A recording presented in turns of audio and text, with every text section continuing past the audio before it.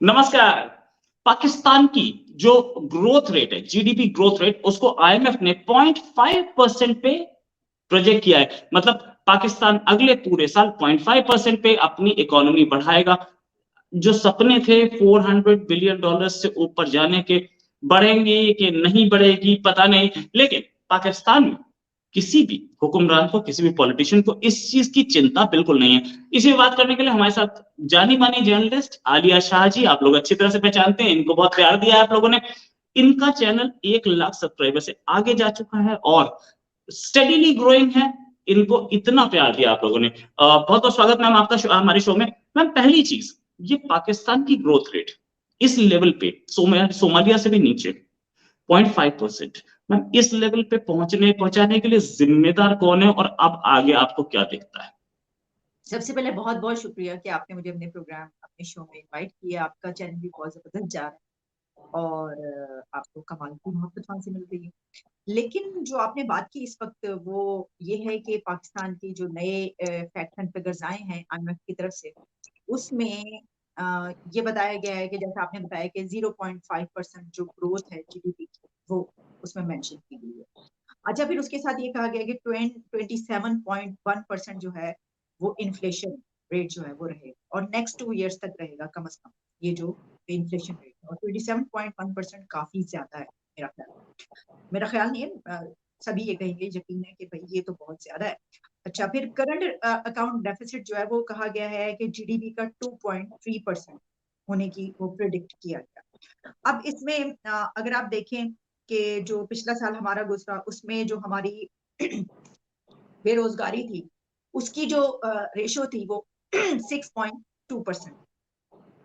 और जो इस साल ये जो करंट ईयर है, इसमें 7% तक गई, अगर हम बेरोजगारी को भी देखें तो। इससे यानी ये भी ज्यादा हुई है, तो इन्फ्लेशन भी ज्यादा होगी और जाहिर है कि अगर जॉबलेसनेस अभी इतनी है तो फिर इससे ज्यादा अगले सालों में भी होगी। गो कि हमने ये देखा, जो आपने पॉलिटिशियंस की बात की, तो मैं देख रही थी कि हमारे डिफेंस मिनिस्टर ख्वाजा आसिफ ने तो एक बड़ी अच्छी रिपोर्ट इसको, क्योंकि इसमें कुछ अशारिये जो है इस तरह के, जिसपे उन्होंने ये कहा कि जो पाकिस्तान है उसकी महंगाई जो है वो कम होगी। तो मैंने उसके ऊपर ये कहा कि भाई, ख्वाजा साहब ये बताया था उन्होंने, आपको याद होगा कि ये एक हिलेरियस किस्म का एक स्टेटमेंट जारी की थी और ऐलान किया था कि जो पाकिस्तान है वो तो दिवालिया हो चुका है।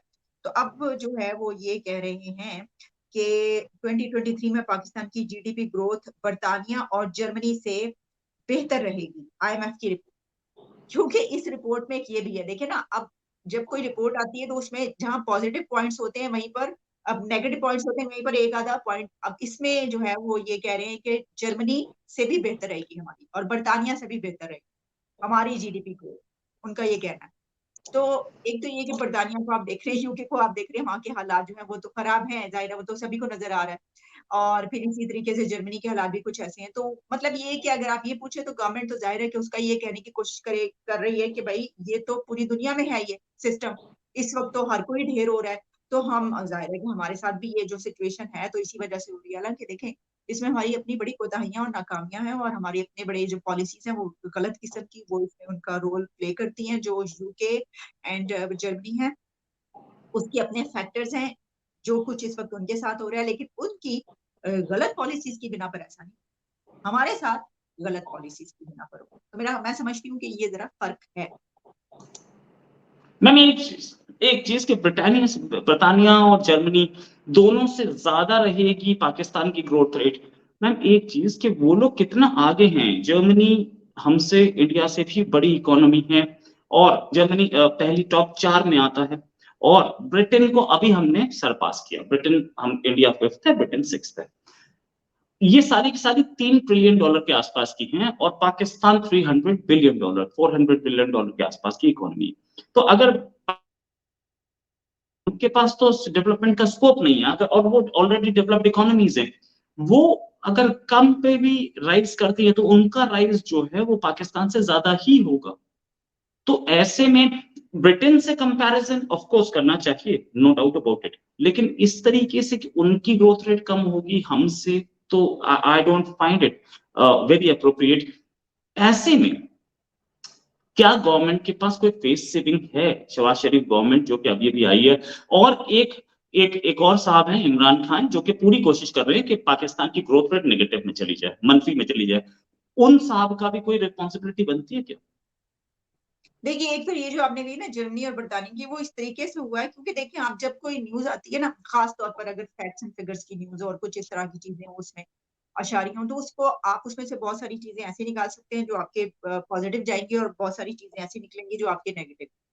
तो हर एक अपनी मर्जी से वो पॉइंट्स ले लेता है। अब जिस तरह जो उन्होंने शेयर करवाया उसमें जो है वो ये बताया गया है कि जो 2023 में पाकिस्तान की जीडीपी ग्रोथ है वो यूके एंड जर्मनी से बेहतर आएगी। अच्छा, अब देखें, और बर्तानिया और जर्मनी की जीडीपी ग्रोथ मनफी रहेगी। अब अगर उनकी जीडीपी ग्रोथ माइनस है तो इसका मतलब ये नहीं हो गया कि पाकिस्तान की जीडीपी ग्रोथ पॉजिटिव हो गई। वही तो मैं आपको बता रही हूँ ना, इससे ये पता नहीं चलता। लेकिन जो मैंने आपको कहा, अब देखिए उसमें यह है कि इमरान खान की जो आपने बात की कि वो क्या चाह रहे हैं, ऑब्वियसली जो अपोजिशन में होता है वो क्या चाहता है, खासतौर पर हम इमरान खान का इस वक्त जो सिलसिला चल रहा है, वो तो ये उनकी कोशिश है कि इस तरह के कुछ सामने आई चीजें जिससे जो हुकूमत है वो मजीद जो है वो उस पे उसके ऊपर सवाल उठे, उंगली उठे कि ये देखो ये क्या हो रहा है। और जो इकोनॉमी की सिचुएशन है वो तो है ऐसी। अच्छा, हालांकि वो ये जानते हैं कि ये जो इकोनॉमी है ये तो उनके वक्त से ये सब कुछ स्टार्ट हो चुका है ना, और जो गवर्नमेंट है मौजूदा वो ये कहती है कि इमरान खान ने, ये तो उन्होंने क्योंकि जो आईएमएफ के साथ एग्रीमेंट किया है वो खान साहब ने किया था। उसके बाद फिर उन्होंने जब उनकी हुकूमत खत्म हुई तो उन्होंने कहा कि इसको, फिर उन्होंने कहा जनाब हमारे लिए तो बारूदी सुरंगें बिछा के गए। इन्होंने उस वक्त जो है वो ये वाला मुआहिदा खत्म किया, इसको चेंज किया, जिसकी बिना पे फिर अब हमारे साथ ये कुछ हो रहा है। तो सर ये तो मसला ये है कि जो पॉलिटिक्स है, और वो भी अगर यहाँ की इस रीजन की पॉलिटिक्स हो, तो आपको पता है कि जो पॉलिटिकल पार्टीज है वो एक दूसरे के खिलाफ कैसे पॉइंट स्कोरिंग करती है, तो वो पॉइंट स्कोरिंग तो इमरान खान साहब की तरफ से हो रही है। लेकिन बहरहाल ये जो सिलसिला है, अब इसमें एक और बात बड़ी अहम ये है कि ये जो सारी रिपोर्ट आई है, अभी तक हमने स्टाफ लेवल एग्रीमेंट नहीं किया है। तो स्टाफ लेवल एग्रीमेंट जब आईएमएफ के साथ हो जाएगा, कब होगा या नहीं होगा, फिर उसका फर्क भी, उसका असर भी इस रिपोर्ट पर पड़ेगा। फिर उसके बाद शायद इसमें हमें चेंज नजर आए कि भाई ये तो वो मिला नहीं, तो अब क्या होगा, क्या हमारे रिजर्व मजीद नीचे जाएंगे, क्या होगा, ये सब आप जहन में रखें। राइट मैम, ये खबर भी थी कि $77 बिलियन अगले 3 साल में पाकिस्तान को देने हैं। तो ऐसी सूरत हाल में जहां पे ग्रोथ रेट नहीं है, तो पाकिस्तान इसको रीपे कैसे कर पाएगा? क्या पाकिस्तान अब सिर्फ यही अपने जो काउंटर पार्ट्स है या अपने दोस्त हैं या अपने दूसरे जिनको पैसा देना है, ऑफकोर्स दोस्त ही पैसा दिया था, तो अब दोस्तों से यही रिक्वेस्ट करेगा कि इसको रोल ओवर कर दो, या कहीं से रिटर्न करने का तरीका बन रहा है? पाकिस्तान एक एक ऐसी पॉलिसी ला रहा है जैसी पॉलिसीज इंडिया लाया था, प्राइवेटाइज एवरीथिंग, या voluntary of disclosure income scheme, जिसके पास ये ब्लैक मनी आप डिस्क्लोज कीजिए और उसको व्हाइट मनी करा दीजिए। कुछ ऐसी पॉलिसी लाने का कोई इरादा रखती है गवर्नमेंट, या इट्स लाइक ठीक है रोल ओवर पे चलती रहेगी गवर्नमेंट, खाते रहेंगे हम लोग? जी देखिए, जहां तक अभी आपने बात की इंडिया की जीडीपी ग्रोथ की, तो मैं देख रही थी कि दी स्पेक्टेटर इंडेक्स जो है उसमें इंडिया 5.9% 2023 में ग्रोथ बताई जा रही है, चाइना 5.2% है, इंडोनेशिया 5% है, नाइजीरिया 3.2% है, सऊदी अरेबिया 3.1% है, टर्की 3% है, मैक्सिको 1.8% है, यूएस 1.6% है, स्पेन 1.5, कनाडा 1.5, और इसी तरीके से और भी कंट्रीज इसमें मौजूद है, जर्मनी 0.1, यूके 0.3। तो हमारी क्योंकि 0.5 है, कुछ पॉइंट्स उससे ज्यादा, इसलिए हम उसको ये कह रहे हैं आईएमएफ की, मैं आपके सामने बता रही हूँ। अब देखिए ये जो है कि इसके क्या तरीके हो सकते हैं, क्या पाकिस्तान ने ऐसे कोई तरीके सोचे हैं कि जो करके वो, तो ये तो आपको कोई इकोनॉमिस्ट ही बता सकेगा, क्योंकि जाहिर है कि हम तो एज ए जो जर्नलिस्ट हैं, जो इसको जितना ऑब्जर्व करते हैं, जितना जानते हैं, उसके ऊपर ही बात कर सकते हैं। अभी तक जहां तक दूसरे कंट्रीज के साथ लेने की बात है कि जी क्या वहां से हो रहा है, तो मैं देख रही थी कि जो ये खबर कहीं पर चलती हुई मैंने देखी तो है कि जो पाकिस्तान ने यूएई की तरफ से जो मांगा था वो भी शायद उसकी भी कोई हो रही है, यूएई से $1 अरब की फाइनेंसिंग की जमानत रवा हफ्ते ही मिलने का। यानी ये जो करंट वीक चल रहा है इसमें हमें यूएई की तरफ से हमने जो $1 बिलियन की हमने श्योरिटी लेकर आईएमएफ को देनी है, तो वो ये कहा जा रहा है अब कि हो चुका है, यानी उन्होंने कह दिया है कि हाँ ठीक है वो कर देंगे। लेकिन क्योंकि अभी नहीं हुई, क्योंकि जैसी सऊदी अरेबिया की तरफ से $2 बिलियन की आई थी तो हमने फौरन बता दिया था कि हो गया। लेकिन यूएई की तरफ से अभी सिर्फ कहा जा रहा है कि उन्होंने जो है ये कह दिया है कि हाँ दे देंगे। अब जब हो जाएगी तो फिर हमारे लिए होगा कि अब आईएमएफ का प्लान जो है वो हमें मिल जाएगा। राइट, आईएमएफ का प्लान मिल जाएगा और सऊदी अरेबिया भी उसके बाद कुछ इन्वेस्टमेंट्स दे सकता है या उनको रोल ओवर कर सकता है। इंडियन इकोनॉमी 5.9% पे बताई है आईएमएफ ने, और इंडिया फिर भी अपबीट है उस पे। इंडिया ये बोल रहा है कि ठीक है हम लोग बेटर दिखाएंगे परफॉर्मेंस। और जहां तक बात पाकिस्तानी इकोनॉमी की, भाई एक एक डेवलपमेंट एक चीज होती है, ठीक है, हम we have discuss Pakistani economy too much. मैं इसको डिस्कस करना चाह रहा था कि क्या कहीं पे आपको एक्चुअल में कहीं दिख रहा है पाकिस्तानी हुक्मरानों के दिमाग में कि इसका कुछ किया जाए, या अब भी पॉलिटिक्स में लगे हैं सारे हुक्मरान, सारे सारे पॉलिटिशियंस? कोई एक्चुअल में मनमोहन सिंह मिल पाया क्या? देखिए, मसला ये है कि आपको पता है कि सिचुएशन क्या है।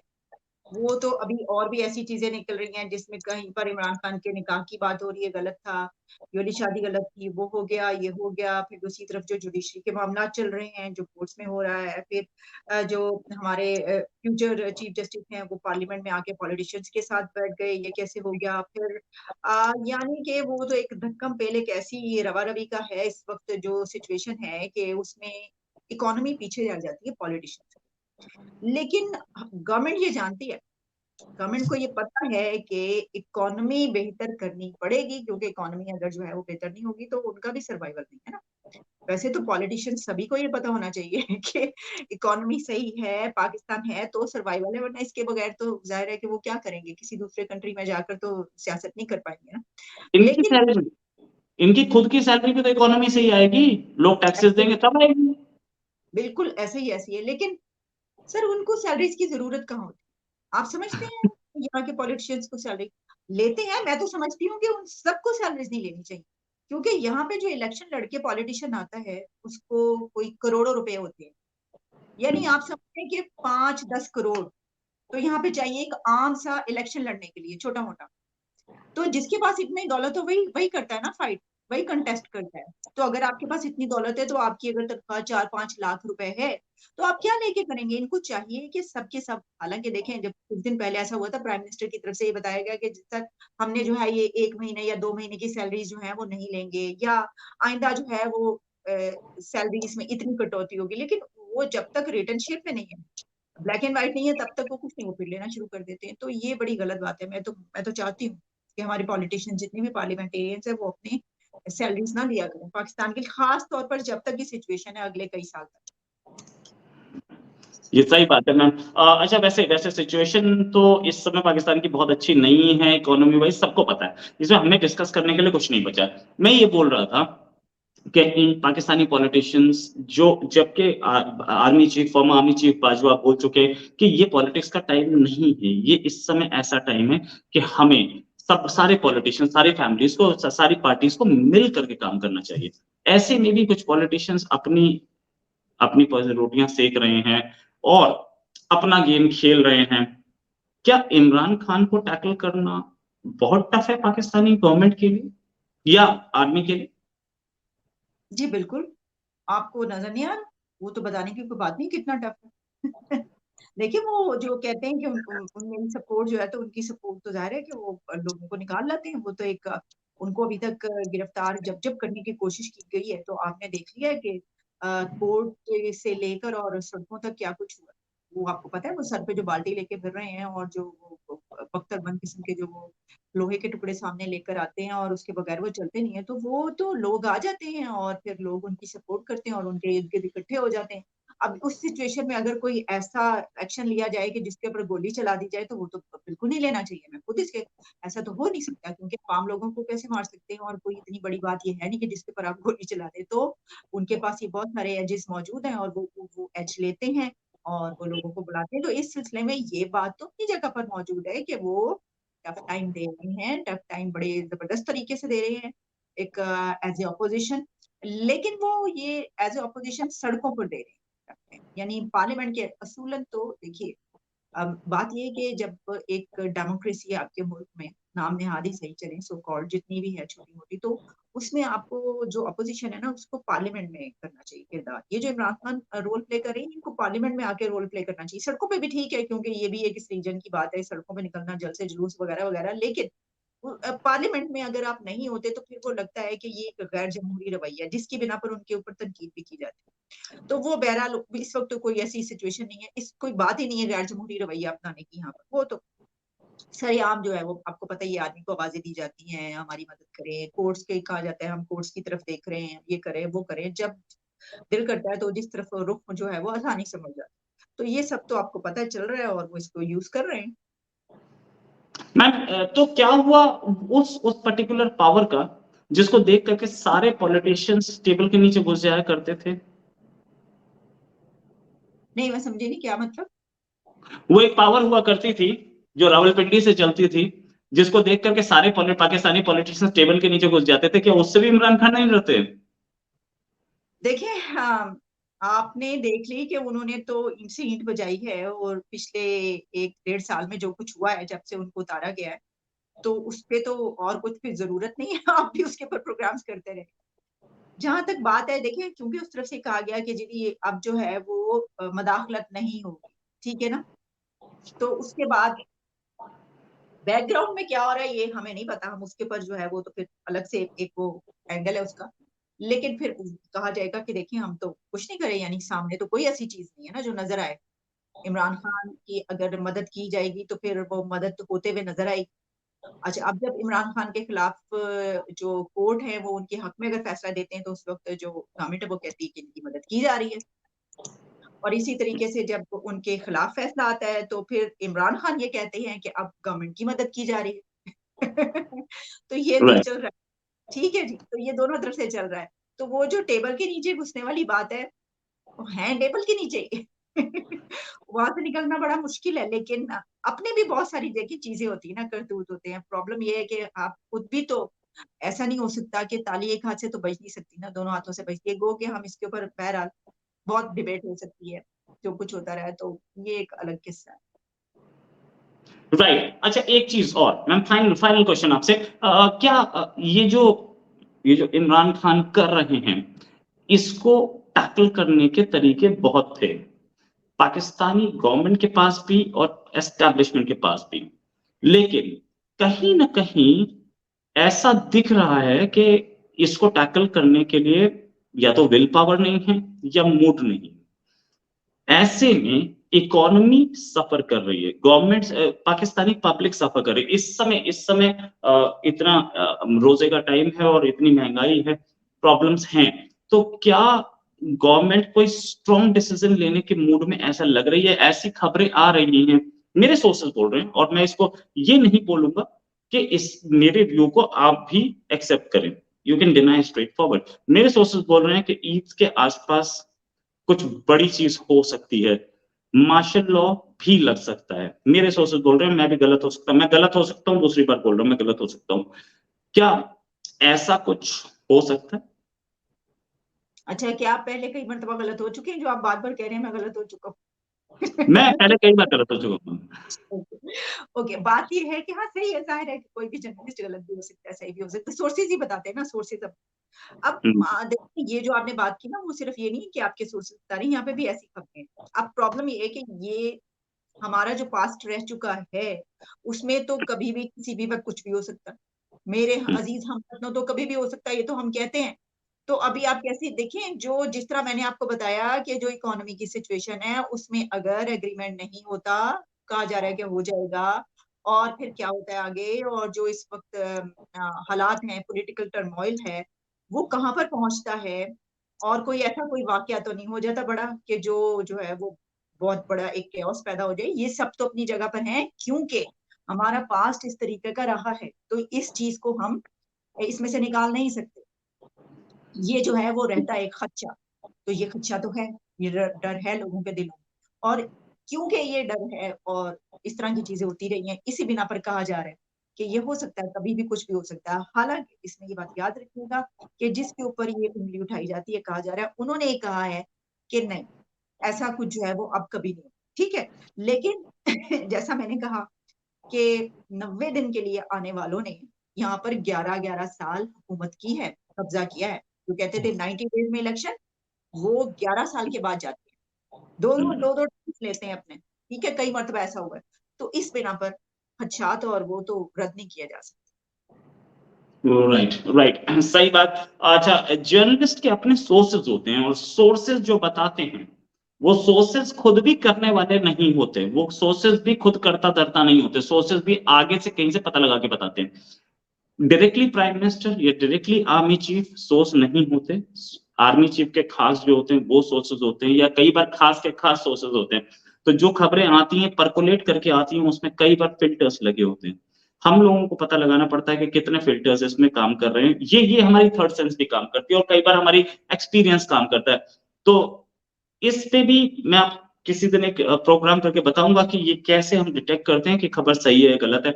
कई बार परसेप्शन भी होती है कि किसके मुंह से निकला है, और इस बार जिसके मुंह से निकल रहा है वो आदमी कॉन्फिडेंट है, वो आदमी बोल रहा है कि ऐसा हो सकता है ईद के आसपास बड़ी खबर आएगी और मैं अपनी इस खबर पे स्टैंड करता हूँ। Ma'am, thanks a lot for joining. और ईद के आसपास जब भी खबर आएगी आपको पहले से ही ईद मुबारक इन एडवांस, एक हफ्ता ही तो रह गया है, और उसके बाद फिर एक डिस्कशन करेंगे। अभी के लिए नमस्कार, धन्यवाद, thanks a lot ma'am. Thank you so much, बहुत बहुत शुक्रिया, थैंक्स।